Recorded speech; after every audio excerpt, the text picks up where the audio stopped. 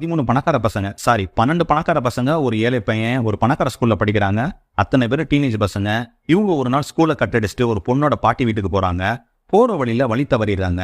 மர்மமான முறையில ஒவ்வொருத்தரா காணாம போறாங்க. இவங்களுக்கு என்னாச்சு, ஏன் இவங்க மர்மமான முறையில காணாம போறாங்கன்றதுதான் இந்த படத்தோட கதை. படத்தோட கதை என்னன்னா, ஹாலிவுட் படங்களுக்கு பயன்படுத்தும் குதிரைகளை வளர்த்துட்டு வராங்க ஹீரோட ஃபேமிலி. இவங்க பண்ணையிலிருந்து மர்மமான முறையில குதிரைகள் எல்லாம் காணாம போகுது. அதை தொடர்ந்து நடக்கிற சம்பவங்கள் தான் இந்த படத்தோட கதை. நோப் படத்துல மர்மமான முறையில குதிரைகளும் மனுஷங்களும் காணாம போறாங்க. டீன்ஸ் படத்துல மர்மமான முறையில குழந்தைங்களும் யானையும் காணாம போற மாதிரி காட்டுறாங்க. இந்த 2 படத்துக்கும் முக்கியமான ப்ராப்பர்ட்டி செட்டா இவங்க யூஸ் பண்ணது ஒரு கிணறு.